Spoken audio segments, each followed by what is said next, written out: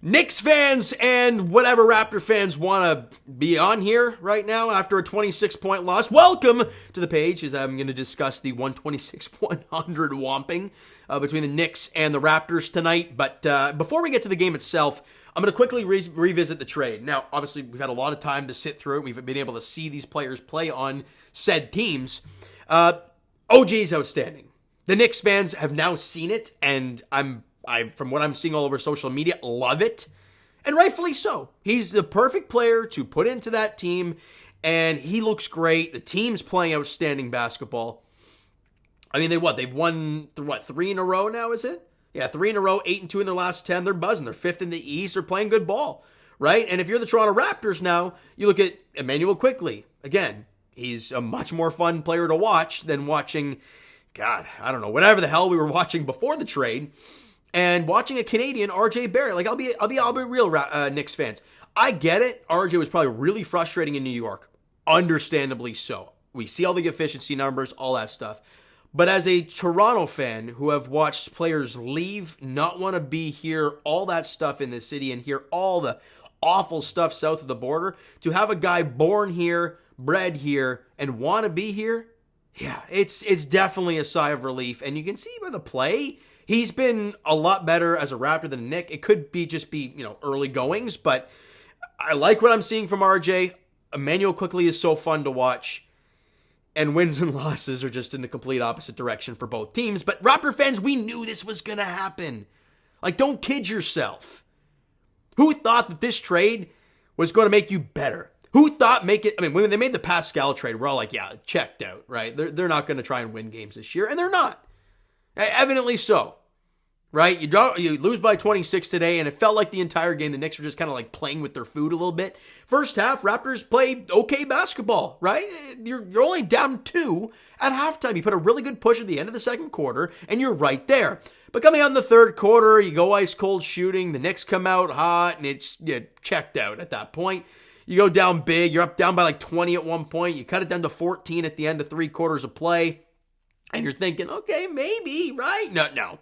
Now, you're checked out in the fourth. You only score a total of 43 points in the second half, where you allow 67, and you lose by 26. Like I mentioned, they were playing with their food. It felt like the entire game. Kind of reminds me of the Clippers game in LA, but the Clippers waited till the last bit of the fourth quarter, and the Raptors didn't have that late push that they did in that game.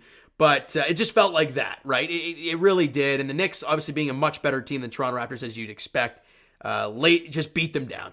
And it's weird for me being a Raptor fan and having this team in my division, even though divisions mean squat in basketball now, being happy for them. Because Knick fans remind me of somewhat being a Leaf fan as well, right? Big franchise, struggling a lot, painful to look at, and now you have something positive to look at. So, and Jalen Brunson's a freak. So enjoy it. Thoroughly enjoy it. OG Anunoby's a great player, and Raptor fans and Toronto sports fans in general are so used to seeing former players come back and haunt them. But it wasn't really OG today on the offensive front. No. Precious Achiuwa has an 18 and 11 double-double. Now, Knicks fans, I will caution you this. If you look up his numbers against his former team, the Miami Heat, astronomical. Everybody else, Something about when Precious plays a former team that he just takes it to another level, and then everyone else he's just kind of checked out. 9 of 10 shooting today for Precious, an 18 and 11 double-double. And of course, Malachi comes in garbage time and knocks down a 3 for them. So it's just like, yeah, just pour salt in the wound a little bit more, why don't you, right? But again, used to it as a Toronto sports fan, that's fine. And the Raptors now fall to 16 and 27, 11 games under. You've lost 2 straight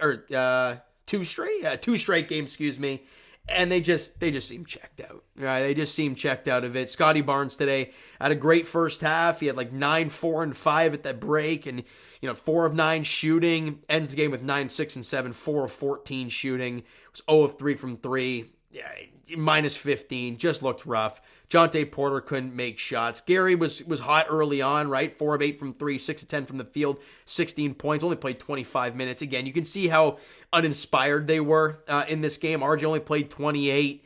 Quickly only played 31 minutes, had a double-double, but for some reason only took 8 shots and was 2 of 4 from 3 in the game. It was a minus 26 on the floor.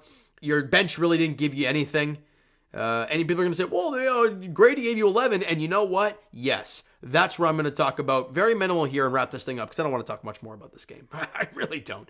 Grady Dick, we've seen him now in the Miami game, and we saw him in this game. And in both games, he's giving you a little punch. Knocked down a couple threes in that Miami game, and today, again, minimal sample size, only 16 minutes of work, but 11 points, 2 rebounds, 1 assist, 4 of 7 shooting, knocked down 3 threes. He was 3 of 6 there, had a steal in the game, didn't turn the ball over, only had 1 foul in 16 minutes, and was only a -2 in a 26-point loss. So, definitely a positive sign for Grady Dick. You liked what you saw from Quickly, had a double-double. RJ dropped 20 for you. Grady was in double figures, knocked down 3 threes. These are the things you're going to have to talk about in losses. This is what the rest of the season is going to be looking like, Raptor fans. I'm not going to be wearing the garbage can anymore because if they lose a game and they lose by a lot, it's not what you just don't expect to win. You just can't expect it. They play well and they win a game, enjoy the hell out of it, but don't expect it. Knicks fans, enjoy the wins, man, because it's fun. Raptor fans have been, before the last couple seasons, have been very lucky to watch this team play really good basketball for a lot of years. Now the dark times begin.